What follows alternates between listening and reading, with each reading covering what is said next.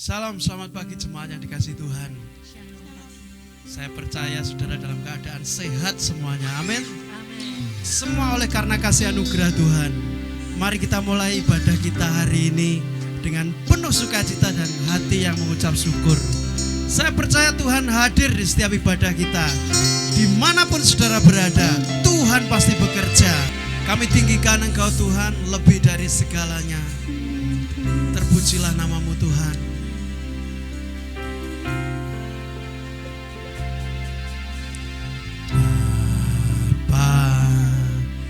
Kau setia, Bapa, Kau mulia, tenanglah jiwaku, aman bersamamu, lebih dari harta.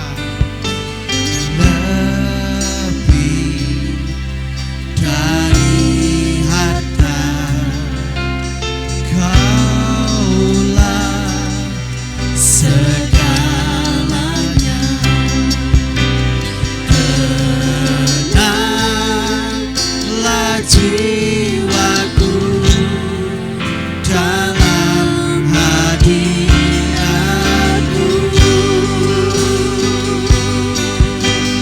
tunjukkan kasih setiamu.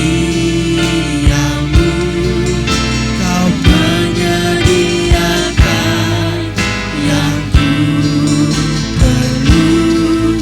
Kau setia,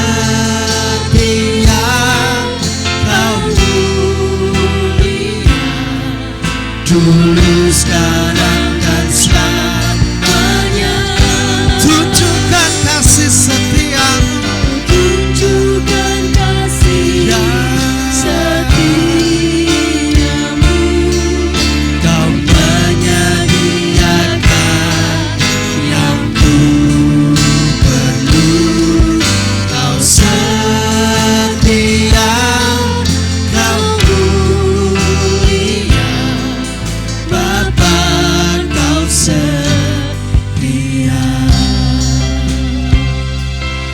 Terima kasih buat kesetiaan-Mu Tuhan. Bapa, Kau setia, sungguh setia. Kau mulia, tenanglah jiwaku, aman bersamamu, lebih dari harta, lebih dari harta.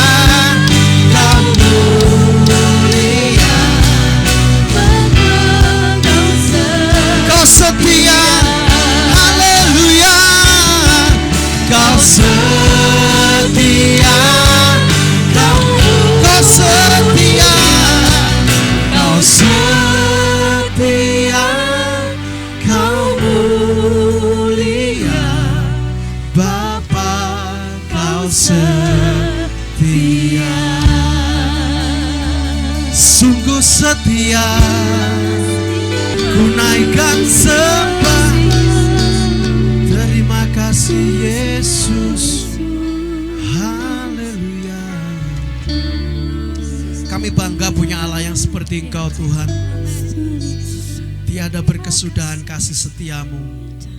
Terima kasih buat berkat-berkat-Mu Tuhan. Kami mau puji dengan sukacita, dengan penuh ucapan syukur. Semua yang sepakat katakan sama-sama, amin. Terpujilah nama Tuhan. Saya undang bangkit berdiri, mari muliakan nama Tuhan dengan penuh sukacita. Woo!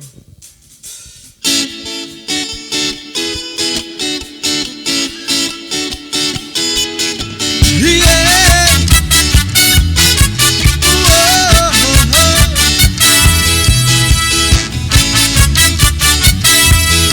Tuhan kita Raja Maha Besar.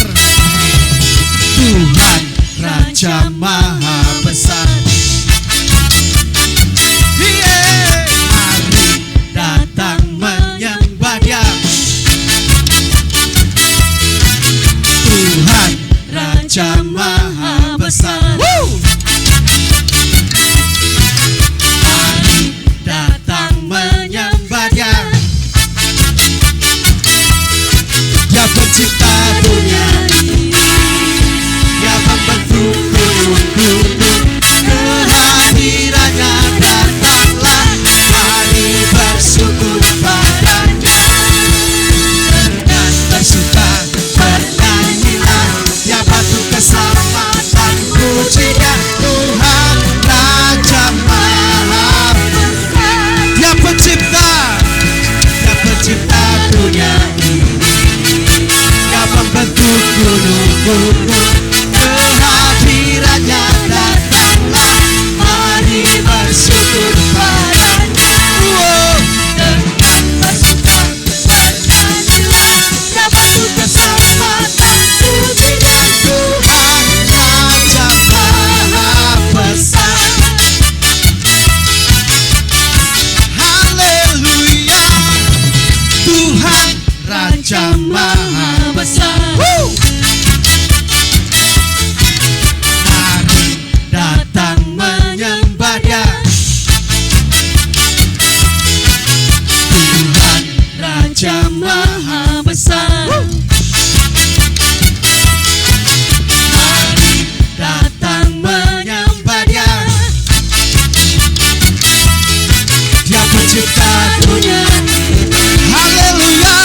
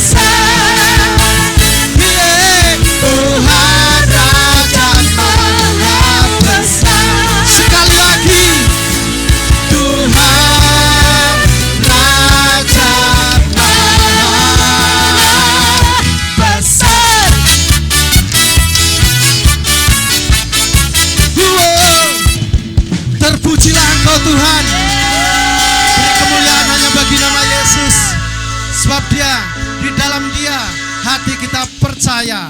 Amin.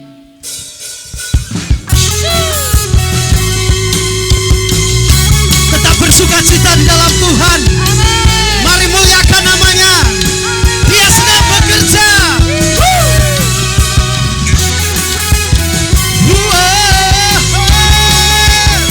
Haleluya.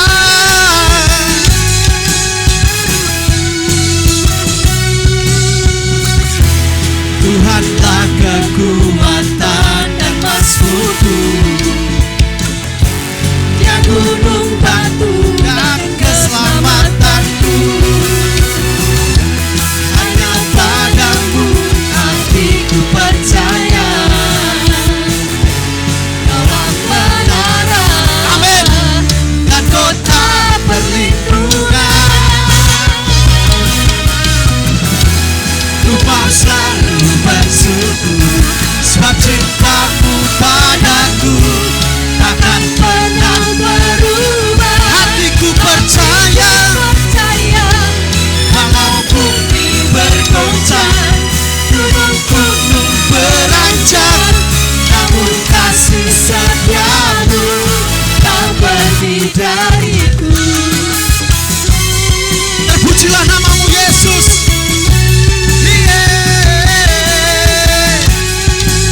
Mari bersama-sama. Tuhanlah kekuatan dan masukku, Dia gunung batu dan keselamatanku. Haleluya. Hanya padamu hatiku percaya, Kaulah menara dan kota perlindungan. Lambaikan tanganmu. Ku mau selalu bersyukur, sebab cintamu padaku takkan pernah berubah. Hati kami percaya, walau bumi bergoncang, gunung-gunung beranjak, namun kasih setiamu. Ku mau selalu bersyukur. Ku mau selalu bersyukur, sebab cintamu padaku takkan pernah berubah. Hatiku percaya, walau bumi bergoncang, gunung-gunung beranjak, namun kasih setiamu tak pergi dariku. Ya Tuhan, pergi dariku. Kasih setiamu tak pergi dariku.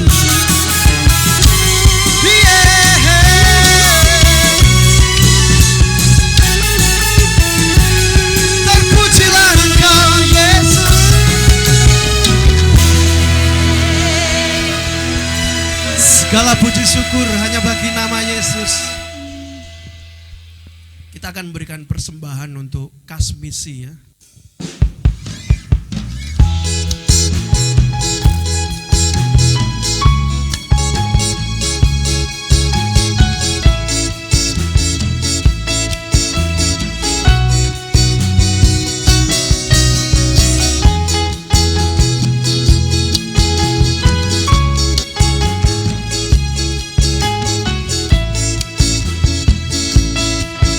Gandol Gusti, gandol Gusti, gandol Gusti, gandol Gusti.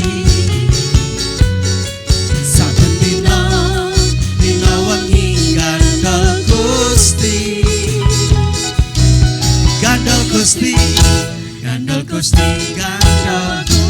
gandol Gusti Yesus.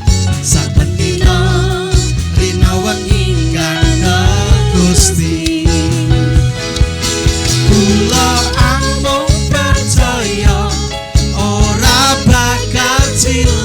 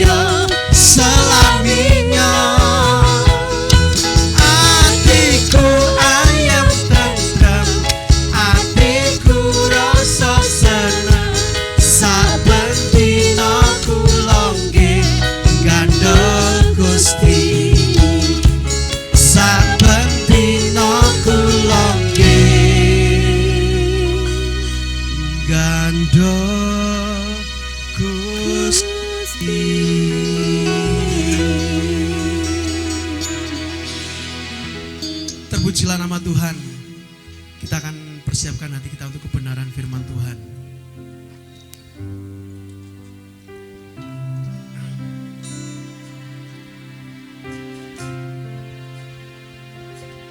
Ada mujizat dalam bersyukur, Engkau tempat perlindunganku, Tuhan. Imanku tetap teguh dalam-Mu, ku menang bersama-Mu.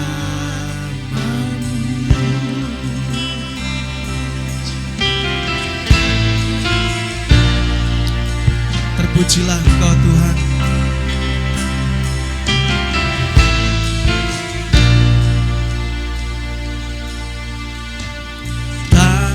Tuhan tak kurang panjang untuk selalu menolong hidupku. Telinganya tak kurang tajam untuk mendengar seruan hatiku.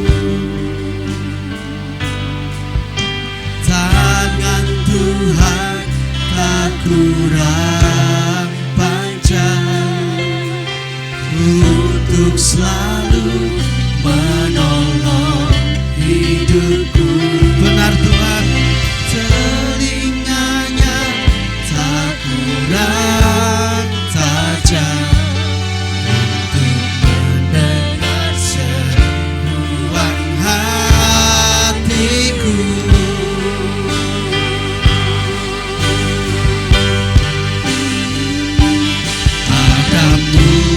Mujizat dalam bersyukur, Engkau tempat perlindunganku, Tuhan. Ya,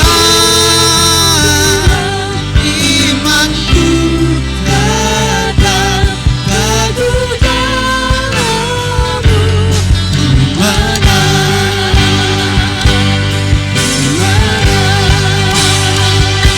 ada mujizat dalam bersyukur, Engkau tempat perlindunganku, Tuhan. Imanku tetap teguh dalam-Mu, ku menang bersama-Mu.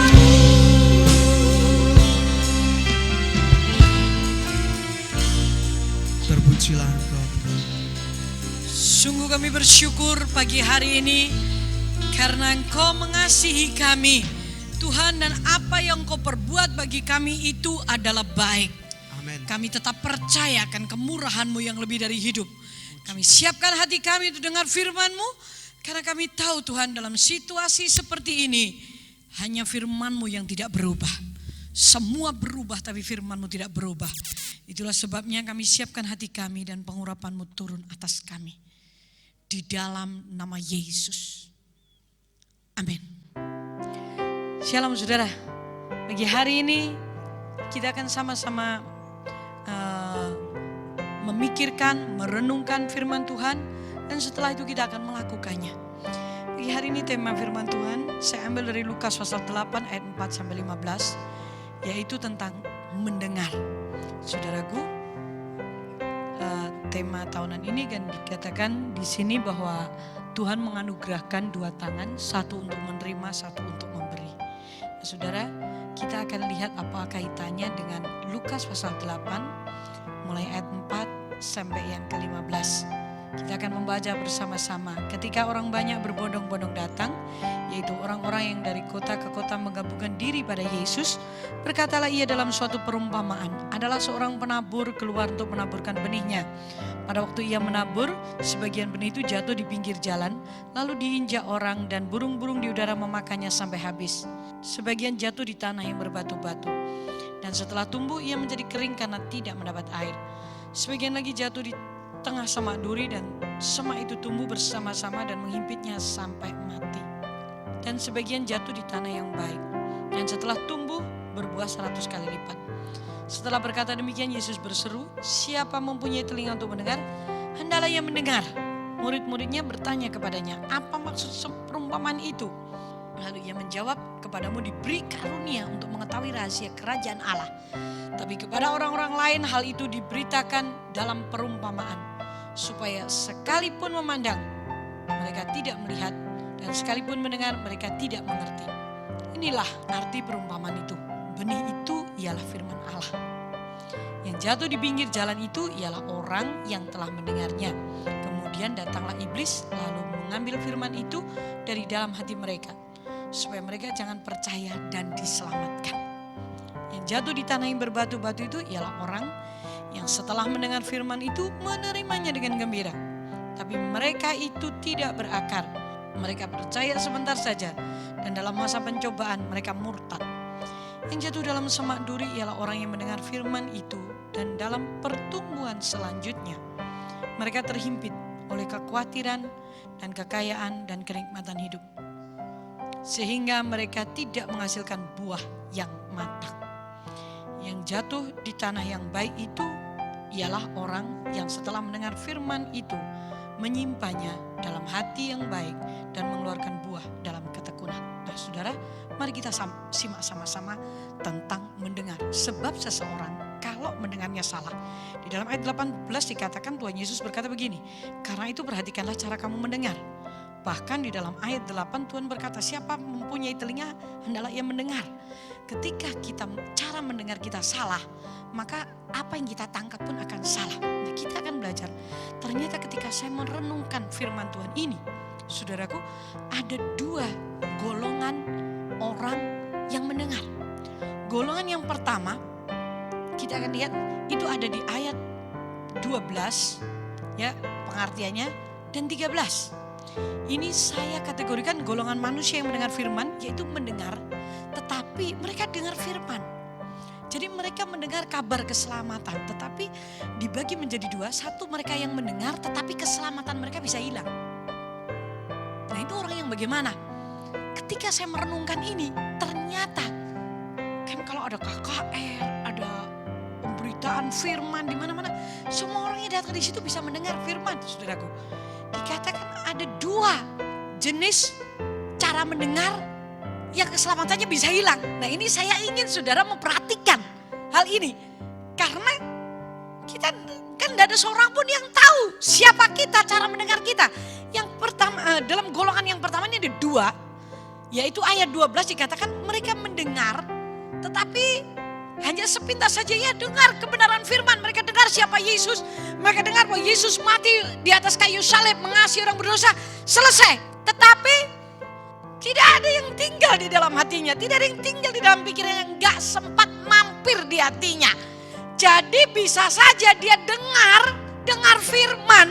Tetapi sepintas lalu saja. Nah orang-orang seperti ini firman Tuhan itu diambil. Dikatakan Alkitab bahwa iblis akan mengambil firman itu dari hati mereka supaya mereka jangan percaya dan jangan diselamatkan. Berarti golongan ini adalah golongan orang yang tidak terselamatkan. Berapa banyak orang yang mengaku dirinya mendengar firman dan masuk dalam kategori ini? Yang bisa menjawab hanya diri kita sendiri. Nah itulah sebabnya ketika kita bicara, lebih baik kita berdoa lebih dulu. Supaya orang mendengar benar itu firman itu tidak diambil oleh setan. Saya berulang kali kalau saya berbicara dengan seseorang, umpamanya saya harus melayani dia, saya akan merasakan bahwa orang ini sebenarnya ada kuasa lain yang ingin mengambil firman Allah yang dia dengar. Pasti saudara, setan gak pingin orang itu diselamatkan. Ini kategori mendengar yang tentang hilang keselamatannya. Yang kedua, saudaraku, mendengar, itu ada di ayat 13, yang jatuh di tanah yang berbatu-batu ialah orang yang setelah mendengar firman Tuhan itu menerima dengan gembira. Wah, senang sekali. Wah, Yesus itu ajaib ya. Dia menyembuhkan orang buta, dia mencelikkan mata orang buta, menyembuhkan orang yang kusta, membangkitkan orang yang mati, memberi makan 5.000 orang. Saudaraku, laki-laki saja 5 roti 2 ikan. Wah, senang sekali. Di dalam Yesus ada jawaban. Berapa banyak orang yang mendengar firman Allah dan kita gembira dan kita sukacita. Tetapi kita tidak mau berakar. Dengar baik-baik, bukan saya yang berkata-kata, tetapi Alkitab berkata, ketika kita mendengar firman, kita bersukacita, kita mendengar firman, tetapi kita tidak mau berakar. Ketika pencobaan itu datang, kesusahan datang, yang mencangkup penindasan karena firman itu datang, maka Alkitab berkata orang itu murtad. Saya tanya, kalau murtad itu di mana? Saudaraku, berbahaya sekali. Karena mau tidak mau kita harus sadar, hari-hari seperti ini itu adalah baik untuk kita orang yang percaya kepada Tuhan mengkoreksi diri kita sendiri. Aku tuh masuk di bagian mana di dalam perumpamaan yang Tuhan berikan ini? Apakah ketika aku mendengar firman Tuhan yang cocok dengan diriku, wah aku senang sukacita. Tetapi kita tidak pernah berakar, yaitu kita mencari Dia. Namanya akar, kalau kuat, sebut tanaman yang kuat itu bukan akar serabut, tapi akarnya akar tunjang. Dia akan turun terus ke dalam, dia akan mencari mata air.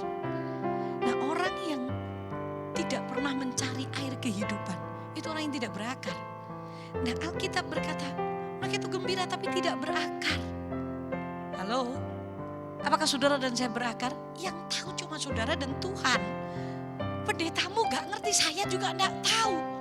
Mungkin semuanya di gereja tepuk tangan. Mungkin jadi aktivis tapi tidak berakar. Tidak pernah mencari kehidupan itu. Sehingga kita tidak tahu. Saudara, kita dengar firman, kita sukacita, kita bersukaria. Tapi ketika penindasan, ketika kesukaran itu datang, murtad saudaraku. Kita lebih memilih tentang kehidupan kita sendiri daripada memilih Tuhan. Saudara, Alkitab berkata kalau murtad ini golongan pertama ini 2 ini. Yang satu mendengar firman dan diambil oleh iblis. Yang kedua dia mendengar firman tapi terima dengan senang. Sukacita, haleluya, mungkin di gereja haleluyanya aminnya besar saudaraku. Keras sekali. Tapi gak berakar. Lihat saja, kalau gak berakar akan kelihatan. Kayak pohon pisang itu kayaknya batangnya besar. Tapi karena akarnya bukan akar tunjang, akar serabut. Kalau ada angin ribut, kalau ada kesukaran, kalau ada tekanan, angin yang besar, nomor 1 yang tumbang tuh pohon pisang. Saudara, karena apa? Tidak berakar ke dalam. Nah, inilah pentingnya di akhir zaman ini. Situasi sudah kayak gini, ini akan menampi orang Kristen. Apakah kita berakar atau tidak? Saya berpikir Tuhan, dulu tuh kalau gak sempat ke gereja hari Minggu, kita masih bisa datang KKR di hari lain, di tempat mana, wah orang berkumpul semuanya sukacita. Karena ada mujizat, ada kesembuhan, ada sesuatu yang spektakuler yang kita harap-harapkan. Karena di gerejaku kok tidak seperti itu. Kadang-kadang kita berpikir seperti itu. Tapi tahukah saudara, di tempat itu bukan tempat untuk kita berakar. Justru di gereja kita lah kita dibentuk untuk kita bisa berakar. Lihat aja orang yang tidak berakar. Doknya kan kayak kapal selam. Nah kalau gini nih, kalau penindasan datang bisa murtad. Kesukaran sebentar lagi kita menghadapi, kita tidak tahu sampai kapan dan semuanya pulih. Tetapi saya tahu bahwa Tuhan tuh rancangannya tidak pernah gagal.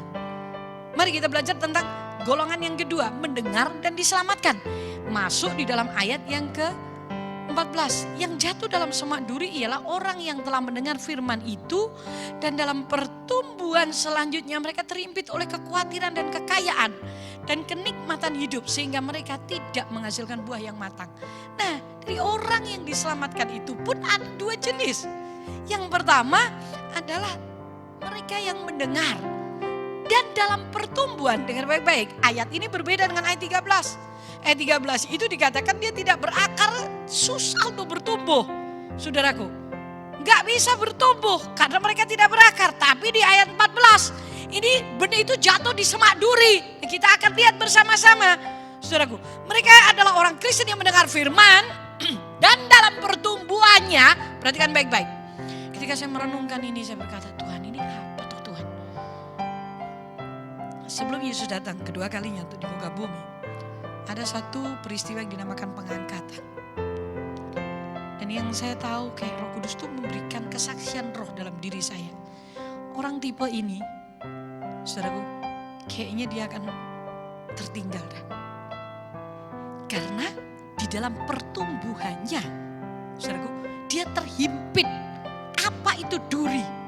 Kalau di dalam Markus pasal 4, itu juga sama berbicara tentang ini ayat 1 sampai 20. Alkitab berkata tentang kekhawatiran. Bukankah saat-saat seperti ini banyak orang yang khawatir? Bagaimana nanti anakku, masa depan anakku, bagaimana keuanganku kok menipis? Aku mengambil terus tabunganku, terus masa depan, khawatir anak, khawatir gak bisa makan, khawatir sekolah, khawatir kesehatan. Terlalu banyak yang harus kita khawatirkan. Dunia kita menyodorkan kekhawatiran, saudaraku. Sehingga kekhawatiran itu menguasai kita. Dan orang kalau sudah khawatir, dia tuh gak bisa berbuat apa-apa. Tuhan memberikan kepada kita dua tangan. Satu untuk menerima, satu untuk memberi. Tapi orang khawatir tidak akan bisa bekerja apa-apa. Dia hanya khawatir. Bagaimana masa depanku? Tabunganku sudah berkurang. Waduh, kondisi seperti ini. Bagaimana 10 tahun ke depan? Dihitung uangnya. Wah, jelas tidak cukup. Akhirnya pusing sendiri. Ketakutan. Kalau orang sudah khawatir diberi tempat, dipelihara, akhirnya menjadi ketakutan. Ketika ketakutan ini masuk dalam hidup saudara dan saya, pertumbuhan iman kita ini akan terhambat, saudaraku. Karena iman itu mengalahkan isi dunia. Tapi Alkitab berkata, benih firman yang jatuh di semak duri, yang jatuh di hati yang penuh dengan khawatir, ini terhimpit, saudaraku. Kekhawatiran, tipu daya kekayaan, saya banyak melihat. Demi uang, demi kekayaan, ketidakjujuran mulai. Demi kaya, kita tidak lagi hidup transparan. Kita tidak lagi bisa melakukan apa kata firman. Tipu daya kekayaan ini benar-benar menjerat orang Kristen. Wah, kalau aku memberi, aku gak bisa kaya nanti. Bagaimana anak cucuku? Saudara, Alkitab berkata, berilah maka kamu akan diberi. Wong, kalau kita mati gak bawa apa-apa loh, saudaraku. Tipu daya kekayaan ini disodorkan kepada kita semuanya. Dan ini sangat berbahaya. Itulah sebabnya Rasul Paulus berkata, jangan engkau ingin jadi kaya, karena engkau akan terjerat di dalamnya. Saudaraku, tipu daya kekayaan ini menghambat iman kita. Sehingga membuat pikiran kita hanya memikirkan diri kita sendiri. Dan kita tidak pernah berpikir apa yang harus kita perbuat untuk orang lain. Apa yang harus aku lakukan untuk gerejaku? Apa yang aku lakukan untuk sesamaku? Apa yang harus aku lakukan untuk orang-orang yang percaya, yang butuh ditolong? Gak ada, saudaraku. Saya menghela nafas panjang kalau saya mulai memikirkan hal ini ketika saya merenungkannya. Dan yang lainnya setelah itu adalah kenikmatan hidup. Kenikmatan hidup ini saya buka di dalam kitab Markus 4. Itu adalah keinginan-keinginan yang lain. Saudaraku, manusia itu tidak pernah berhenti keinginannya. Sekarang aja keadaanlah yang membuat manusia dibatasi. Tanpa COVID-19 ini, kayaknya orang-orang yang punya duit itu sudah jalan-jalan terus keliling dunia. Enggak karu-karuan. Uangnya bisa saja dihambur-hamburkan, bisa saja untuk pergi. Enggak salah itu. Tapi ketika kita kena firman Tuhan, berilah, perhatikan orang-orang yang miskin. Ketika ada orang yang mengetuk pintu rumahmu dan dia memerlukan pertolongan, mikir 10 kali lipat untuk menolong. Ini orang malas, gak bisa saya menolongnya. Soalnya kalau orang butuh makan, kenapa kita harus mikir sampai 10 kali untuk memberikan? Entah dia malas, entah dia apa, kalau itu soal makan. Gak pantas bagi, kalau saya pikirkan, untuk kita memikirkan. Kasih saja makan. Saudaraku, berapa banyak yang kita pakai untuk keinginan-keinginan keinginan kita. Sedangkan ketika ada satu gerakan dorongan mata kita melihat tentang belas kasihan, berhenti total. Karena pikiran kita langsung berpikir, waduh kalau ini seperti ini main hitungan semuanya saudaraku. Bahkan saya melihat dengan Tuhan pun hitungan. Saya ini pikir ajaib bener ini manusia. Kalau dengan penciptanya saja hitungan, bagaimana dengan sesamanya? Dengan penciptanya Allah serba sekalian alam. Yang menciptakan langit dan bumi saja bisa hitungan, main hitungan. Wow, apalagi dengan sesamanya. Perkara-perkara ini tidak akan dikatakan tidak akan menghasilkan buah yang matang. Orang semacam ini mengeluarkan buah, tapi buahnya tuh rontok. Orang-orang seperti ini akan menderita kerugian. Di hatinya, di pikirannya, di jiwanya, saudaraku. Karena kepuasan seseorang apabila orang itu berguna bagi orang lain. Mungkin saudara berkata, Bu Ella, saya tidak ada yang saya bagikan keuangan saya. Bahkan makan pun saya hanya pas. Saudara, Tuhan tidak berkata bahwa saudara dan saya harus memberi makan kalau engkau tidak punya apa yang engkau makan, hanya pas untuk dirimu. Tapi engkau dan saya bisa memberikan telingamu, engkau dan saya bisa memberikan tanganmu, engkau dan saya bisa memberikan waktumu, perhatianmu. Saudaraku, kita diberi dua tangan, satu untuk menerima, satu untuk memberi. Kita menerima anugerah Tuhan, kita memberi anugerah itu. Kita menerima keselamatan, kita beri keselamatan. Kita terima kebebasan, kita beri kebebasan. Berapa banyak di antara kita yang memikirkan hal ini. Tetapi karena duri itu tadi, keinginan-keinginan kenikmatan hidup. Saya tahu sih, memang semua orang manusia itu pengen menikmati hidup. Enggak salah itu. Tetapi biarlah apa yang kita nikmati itu bisa juga kita bagikan kepada orang lain. Kalau saudara ingin dimengerti, belajarlah untuk mengerti. Belajarlah untuk mengerti orang lain.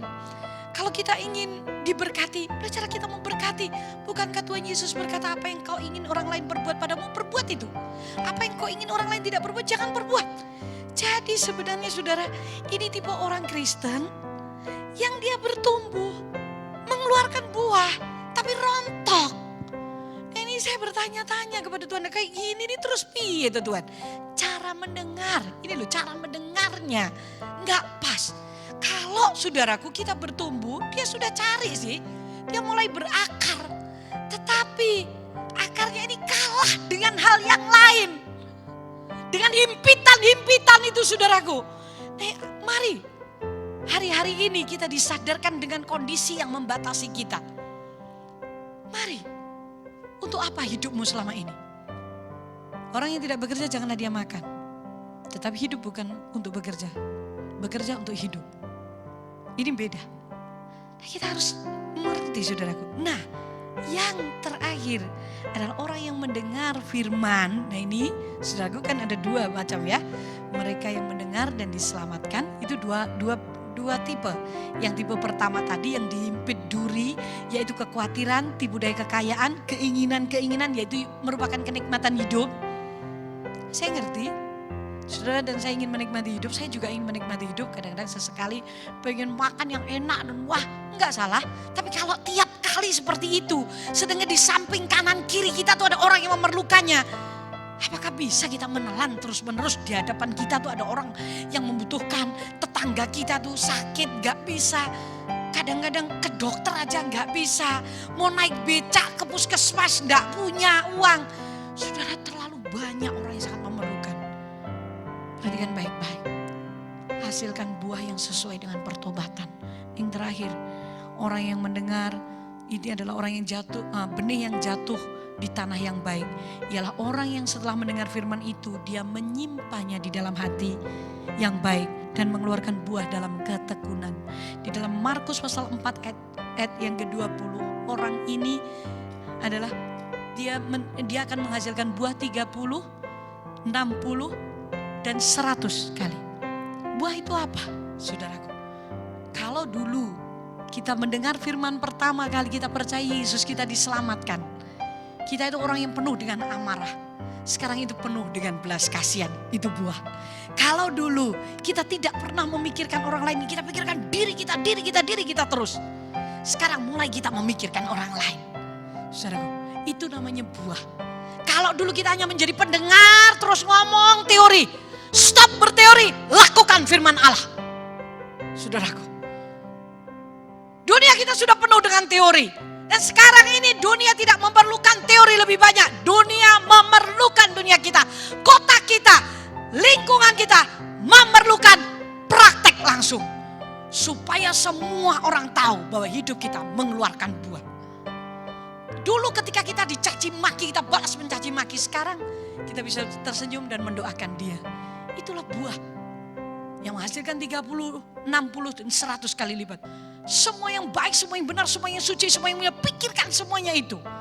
Betapa sulitnya saudara ketika kita praktek ini. Yang ngomong sih gampang. Oh, kita harus mengasihi. Tetapi gak pernah mau berkorban. Nah kalau kasih gak berkorban tuh yang namanya gong berbunyi nyaring, kosong di dalamnya.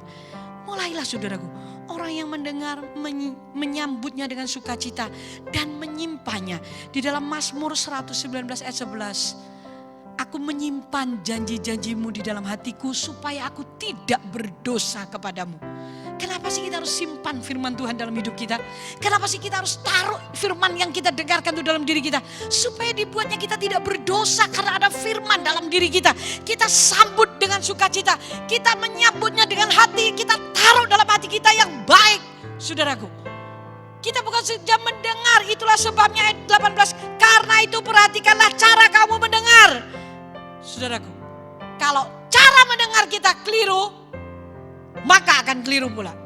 Kalau kita tidak mendengar firman Allah dengan benar, kita sambut, kita taruh di dalam hati kita, maka yang terjadi adalah buah kita akan setengah matang. Karena kita tidak mendengar dan tidak menyimpan di dalam diri kita. Jadi Kristen 20 tahun, tapi yang marah-marah tetap marah-marah sampai hari ini. Tidak bisa kontrol diri. Dulu pikirannya jelek, sampai hari ini jelek. Perkataannya kotor, sampai hari ini pun 20 tahun juga kotor. Aduh Bu Ella kejepit. Tidak ada alasan. Karena Alkitab berkata firman itu akan mengubahkan kita. Kok bisa Bu Ella? Karena saya tahu Ibrani berkata firman Tuhan itu hidup. Firman Tuhan itu lebih tajam dari pedang bermata dua manapun. Ya sanggup memisahkan roh dan jiwa kita. Itulah sebabnya. Mari pagi hari ini kita cara mendengar kita, belajar mendengar dengan benar. Dan saya percaya hidupmu akan diubahkan. Hidup kita dipulihkan. Kalau cuma tentang berkat, kecukupan. Bahkan Alkitab berkata Tuhanlah yang menyediakan benih untuk kita tabur. Kalau hari ini engkau berkata, saya rindu untuk memberi, saya rindu untuk menabur. Saya akan berdoa supaya Tuhan memberkati saudara. Menggenapi firman-Nya. Tuhanlah yang menyediakan benih untuk kita tabur. Kalau memang kita tidak punya benih untuk kita tabur. Sampai seperti itu Tuhan menyediakan bagi kita. Belas kasihan akan muncul dalam diri kita. Ketika kita benar mendengar firman-Nya. Kalau kita salah, maka bukan belas kasihan yang ada. Tetapi kasihan. Beda kasihan dengan belas kasihan. Belas kasihan itu datang dari dalam, dari hati kita. Dari hati Yesus yang ditaruh di dalam diri kita. Ketika itu keluar, apapun yang kita lakukan, entah orang itu membalas dengan baik atau tidak, kita tidak peduli. Yang jelas kita menolong dia supaya dia terselamatkan. Terselamatkan dari kematian, terselamatkan dari neraka, terselamatkan dari penyakit. Mari, kalau engkau hidupmu ingin diubahkan, mulai hari ini belajarlah untuk benar dalam cara mendengar. Mari kita berdoa bersama-sama. Ku percaya Kau Tuhan yang tak pernah gagal, menjadikanku lebih dari pemenang. Ku percaya Kau Tuhan yang tak pernah lalai, menepati janji-janjimu. Ku percaya Kau Tuhan yang tak pernah gagal. Benar Tuhan, saat-saat pandemi seperti ini, yang tidak bisa gagal hanya Engkau, pribadimu saja. Semua bisa gagal, semua bisa berubah. Tetapi firman firman-Mu, hidupmu itu Tuhan tidak pernah gagal. Dan kami percaya Kau Tuhan yang tak pernah gagal, menjadikanku lebih dari saudara. Mungkin selama ini engkau mendengar firman, tetapi firman itu jatuh di hatimu yang penuh dengan semak duri. Mulai hari ini datanglah kepada Dia dan berkata, ini aku Tuhan. Kiralah paralayas Tuhan menjadikanku. Engkau tidak pernah gagal. Tuhan menjadikan kami lebih daripada pemenang. Karena kami percayakan kuasa firman-Mu Tuhan. Menepati janji-Mu. Saudara, kalau selama ini engkau menjadi orang Kristen tetapi engkau mengalami kejenuhan, engkau ketika mendengar firman engkau sadar bahwa engkau tidak berakar, tidak ada pertumbuhan, saudaraku, berarti itu adalah masuk kategori cara mendengar yang pertama. Berbaliklah, buka hatimu untuk mendengar, terima, dan mulai berakar, saudaraku. Kenali Dia, cari Dia, berbicara dengannya. Karena Dialah sumber air hidup. Akar itu menyerap air kehidupan sehingga bisa bertumbuh, saudaraku. Dan jangan berhenti sampai bertumbuh saja, sampai kau menghasilkan buah. Dan jangan berhenti sampai menghasilkan buah, tapi buah itu sampai matang sehingga menghasilkan 30 kali lipat, 60 kali lipat, 100 kali lipat, saudaraku. Dan yang mengerti buah itu pertama-tama adalah keluarga kita. Orang-orang dekat kita akan melihat perubahan hidup kita. Orang-orang di gereja kita, di lingkungan kita akan melihat hidup kita berbuah. Dan akan ada banyak orang-orang yang kita tolong. Hatimu dan hatiku akan dipenuhi dengan belas kasihan Tuhan. Karena kita menyimpan firman itu di dalam hati kita. Kalau engkau sekarang ini berkata, Tuhan, aku mau melakukan firman-Mu. Aku mau Tuhan untuk hidupku berbuah dan buah itu matang. Tidak rontok di tengah jalan. Tolong kuatkan aku. Taruhlah tanganmu di dadamu dan saya akan berdoa. Bapa di surga, hamba berdoa buat jemaat, buat setiap pendengar yang bagi hari ini Tuhan mungkin bergelut dengan kelemahannya, yang jatuh bangun terus menerus karena tipu daya, karena kekhawatiran, tipu daya kekayaan, karena keinginan-keinginan yang Tuhan tidak sesuai dengan firman-Mu.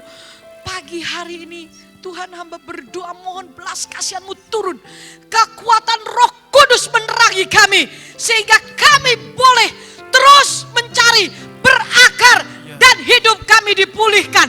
Di dalam nama Yesus Kristus. Engkau berkata, Engkau menyediakan benih untuk kami tabur. Ketika kami tidak mempunyainya, Engkau pun sudah menyediakan asal kami mau. Di dalam nama Yesus, berkat Allah turun atas hidup kami. Dalam nama Yesus. Amin.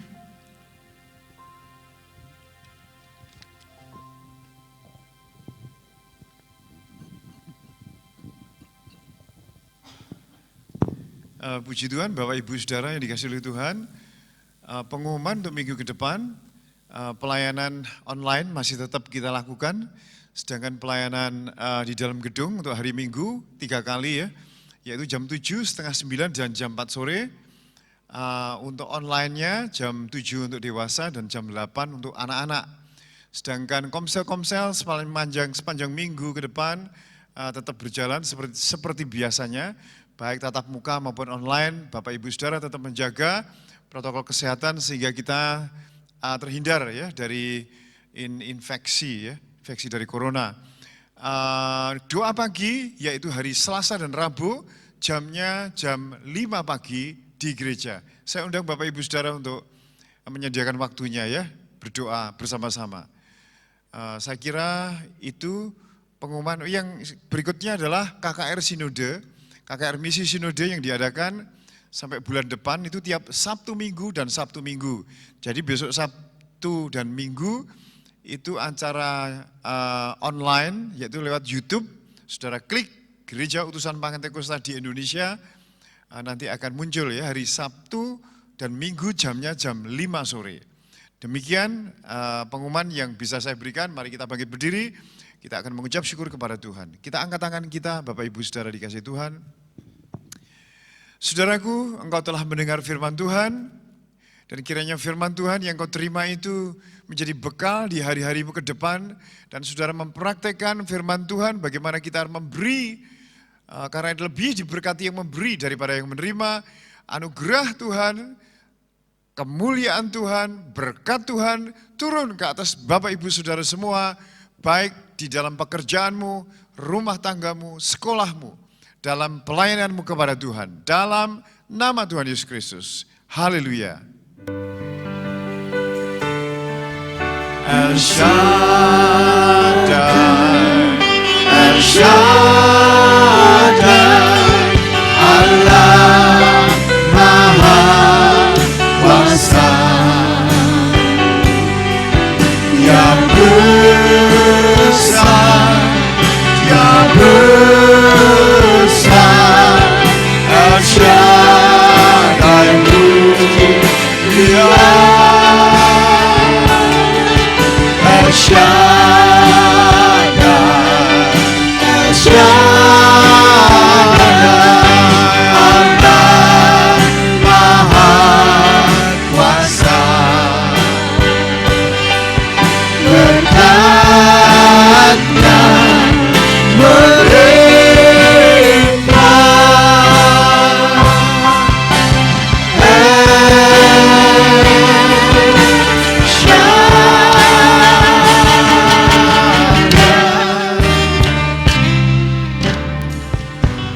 dalam nama Tuhan Yesus, amin. Selamat pagi, Tuhan berkati Bapak Ibu Saudara semuanya.